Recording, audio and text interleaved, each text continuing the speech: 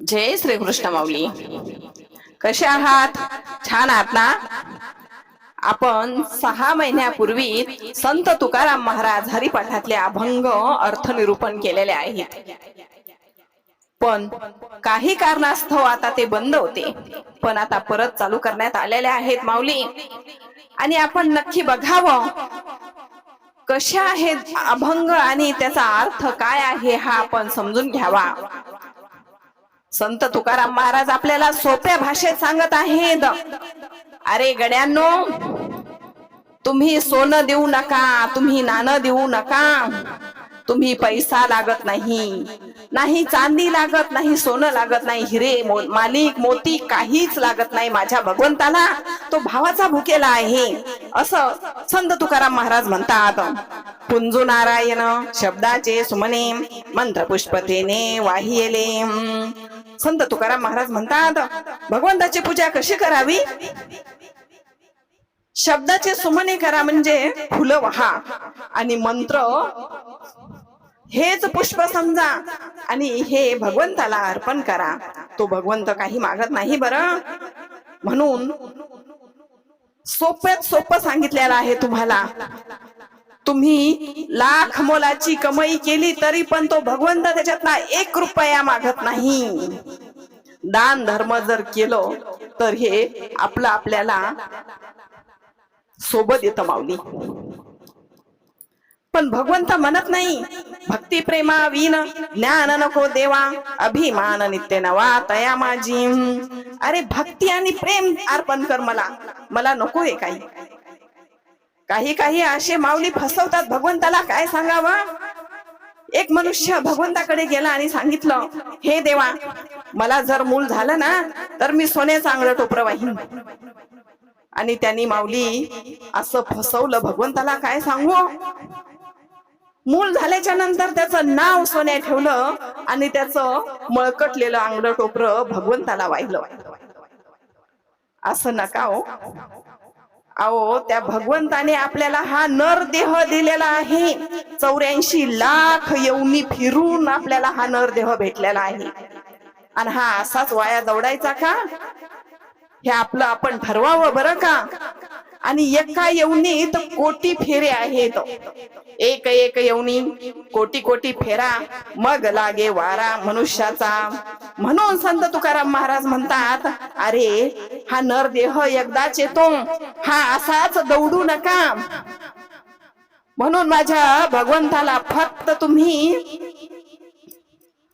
अर्पण शब्दाचीच सुमने अर्पण करा, बाकी काहीच करू नका. भावाचे पै हाती जोडून या अंजोळी, समर्पिले जळ शुद्ध भावे. आपला भाव मनात ठेवा, अंतकरण शुद्ध करा. काम क्रोध मद मत्सर वैरी दौडून टाका आणि अंतकरणाला निर्मळ करा. आणि मग त्या भाव भक्तीचा भुकेला असतो ना तो, तर तुम्ही काय करा? ओंजूळ करा आणि जळ अर्पण करा शुद्ध भावाने. मग तुम्ही म्हणाल, शुद्ध भाऊ कुठून आणायचा? अरे शुद्ध म्हणजे निर्मळ, आणि भाव म्हणजे हा भाऊ नाही, भाव भक्ती याला म्हणतात. मुख शुद्धी तांबूळ दिले तुळशी दळ, आनंद सकळ ओसंडला. काय दिलं भगवंताला? माझ्या संत तुकोबानं काय दिलं भगवंताला माहितीये? मुख शुद्धीसाठी विडा नव्हता माऊली, तर त्यांनी काय केलं? तुळशीचं पान तोडलं आणि भगवंताला दिलं. हे बघ देवा, हे मी तुला अर्पण करत आहे. एवढा आनंद झाला भगवंताला, आनंद ओसंडून वाहू लागला.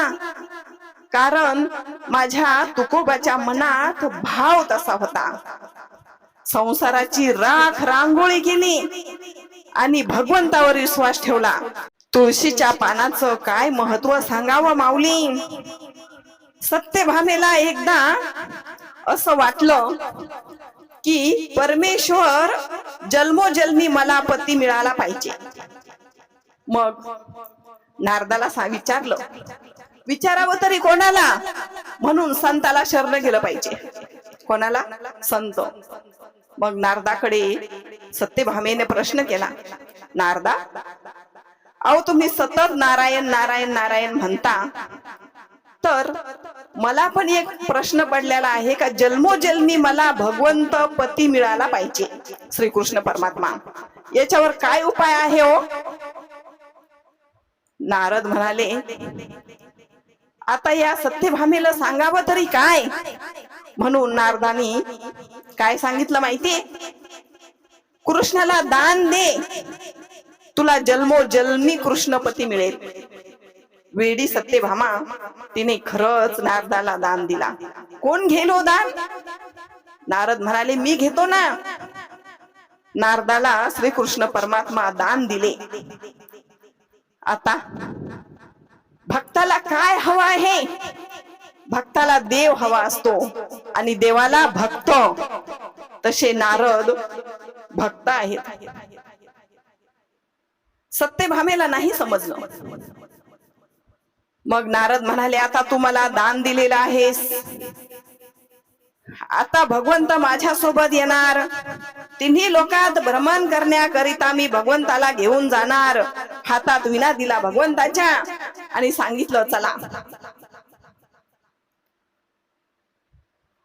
तुका म्हणे माझे तुम्हा संतावर योजे. आता काय करावं? सत्यभामा बेचैन झाली. समजत नव्हतं. नारदा, मी चुकले हो, काहीतरी उपाय सांगा, पण आता तुम्ही माझ्या पतीला नेऊ नका. नारद म्हणाले, तू मला दान दिलंस, मी आता कसं काय करणार? नाही ठेवू शकणार. आता हा तुमच्या 16,108 पत्नीचा हा कृष्ण राहिलेला नाही, कारण तू मला दान दिलंस.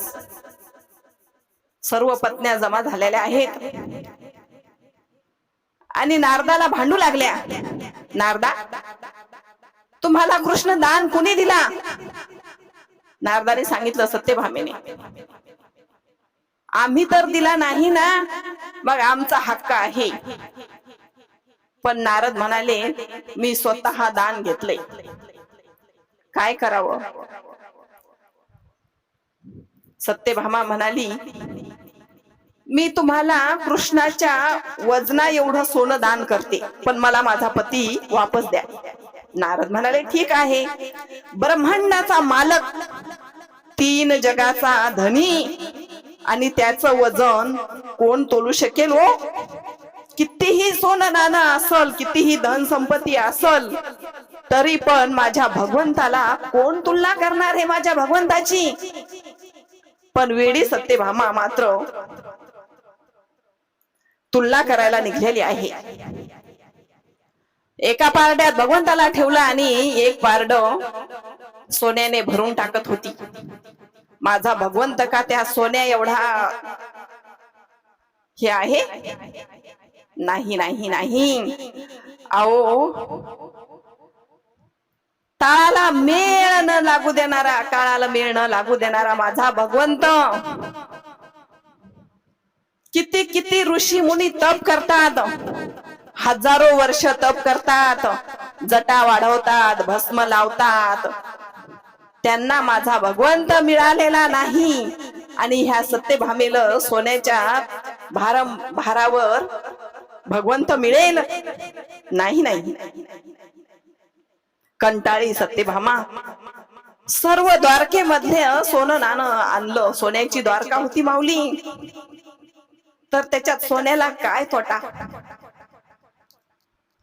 पण सगळं व्यर्थ चाललं होतं. काय करावं? नारदाला शरण गेली. नारद म्हणाले, मी काय करू? तू जे तुलना केलेली आहे ते तुला दान तुला करावं लागणार.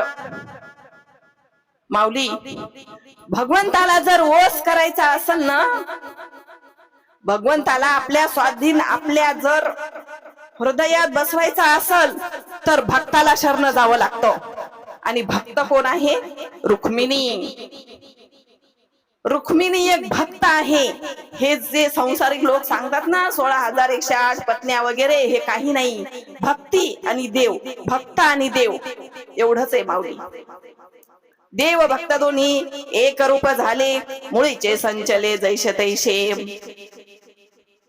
काय करावं आता? म्हणून रुक्मिणीकडे सत्यभामा गेलेली आहे. अगं ताई, काय करू? मी कृष्णाला दान केलंय ग, पण आता मात्र मी फसले. माझ्याकडून भगवंत कसा सोडवावा हे मला समजत नाही ग ताई. आता तूच कर, काय करायचंय ते. रुक्मिणीला माहिती होतं जे भक्त असतात ना तेच भगवंताला वश करू शकतात आणि आपल्याकडे वळवू शकतात. रुक्मिणी मातेला माहिती होतं. रुक्मिणी माता शुद्ध भावाने, शुद्ध ज्याचा भाव झाला दुरी नाही देव त्याला. रुक्मिणी माता शुद्ध भावाने उठली, भगवंताची पूजा केली, तुळशी मातेला वंदन केलं आणि एक तुळशी पत्र घेऊन आली आणि भगवंताची मनोभावे पूजा केली. हे भगवंता, अरे जर तू माझा नसशील ना तर या जन्माला येऊन तरी काय फायदा. भगवंता, मी तुझी मनाभावातून पूजा करत आहे. हे एक तुळशी पत्र मी तुला वाहत आहे.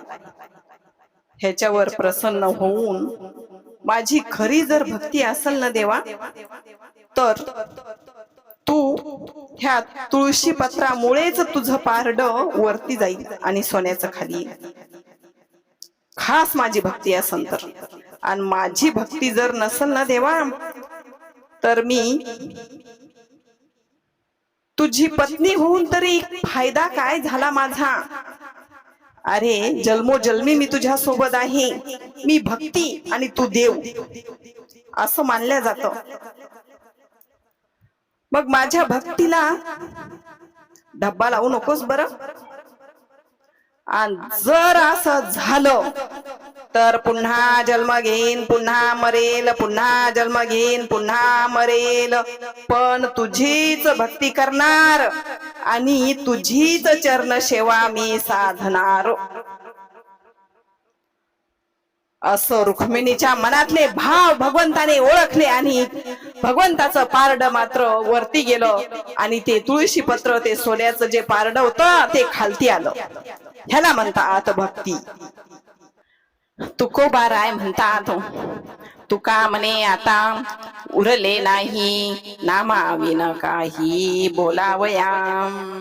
तुकोबाराय म्हणतात, आता भगवंताच्या नामाशिवाय दुसरं काही माझ्याकडं बोलणं उरलेलं नाही.